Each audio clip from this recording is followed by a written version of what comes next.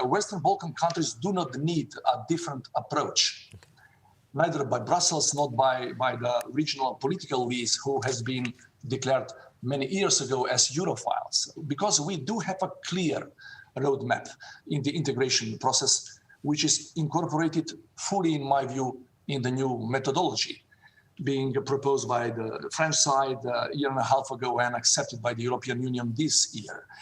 The essential criteria there, then, in that methodology and in all of the European acquis, I would say, are the fundamentals. Everybody knows that. That's a mantra we are repeating endlessly throughout the years in Skopje, in Belgrade, in Pristina, in Tirana, throughout the region, in Brussels as well. Then rule of law, the fight against organized crime and high corruption. But as you know, and that I'm now going back to my first sentence, that is the critical time, not only this year, but we're living in a critical times for Europe as well, as a whole. Then democratic development, as in many places in Europe, is under attack by populist politicians and movements in the Western Balkans as well. And it is additionally jeopardized by the problems in the rule of law, the weak institutions, low public trust in the institutions, and the modest socio-economic development, which are in essence the main reason for the increased immigration, especially of the young population. Of course, speaking about the weak institutions, I would like to say that we are on the equal footing. I mean, Skopje and Brussels, for example. We are especially weak in this regard, but these are the problems, I would say, with a common denominator, and both sides of this Europe, institutionally and not only geographically speaking, should address that issues. Of course, regional economic integration is important, since the integration into the single market is irreplaceable, simply irreplaceable. There is no other alternative for us in order to have satisfying levels of the economic and annual growth. Massive economic package in this regard, I would like to emphasize that massive economic package, which was presented at the beginning of the year by the DG Enlargement, with its focus and well-balanced internal structure, was a sign that after a long period of time, the European Union started again to think strategically about the region. However, everybody knows, especially we, the people living in the region, that the economic integration by itself is not enough if it is not followed by the political integration. In my view, it's crucial both processes to go on inseparable or in parallel or together. What is lacking at the moment is not the absence of strategic documents on the part of Brussels, but it seems to me that what is lacking is the practical engagement on a larger scale on the part of the European Union with the approach hands-on directly in the region in order to prove that the Western Balkan is really its major strategic and geopolitical priority.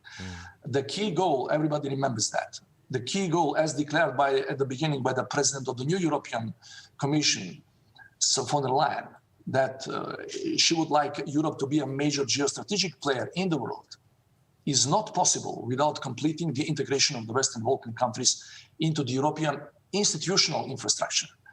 On the other hand, speaking from our perspective, stability, security, and prosperity, of course, of the whole region and its overall democratic development rests upon the European perspective.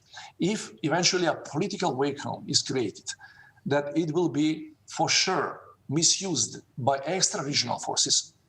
And unfortunately, something like that is already happening in some parts of the region. Our region should not be treated as European neighborhood. And negative development, even in one country, can have, for sure, a negative spillover effect on the whole region. Important stakeholders in this regard are the member states as well, that are our neighbors. I'm speaking about the member states of the European Union. They have, in this period of the year, especially the unique opportunity to position themselves as contributors to the overall European stability and prosperity. To sum up, two reasons are behind the Western Balkan countries lagging behind in developing their democracies and in their European integrations. First of all, now no one should hide that, everybody knows that, our meager record in the field of delivering democratic reforms. And second one, absence, in my view, absence of Europe, I have to say that, which is preoccupied by itself for years. If Europe continue to stay inward-looking, the whole region will be frozen regarding its democratic development. Instead of thinking about the Balkans only when big migration waves are coming, Europe should support the pro-European leads in the region and reward the successful examples of the countries who are really delivering. Otherwise, everybody knows what the alternatives are, and the alternatives are waiting: authoritarian and populist Eurosceptics. Thank you. Those are strong words. You didn't mix your message there. It's very clear, and it's good. It's really good to set the tone for this conversation. Can I press you a little bit further? By the end of this week, what is it you want to hear? Only one sentence. Only one sentence, that we finally are going to organize the first intergovernmental conference on our European integration. We have been waiting for so long, and we have delivered up to now what no country in the world, not only on the European continent, has delivered.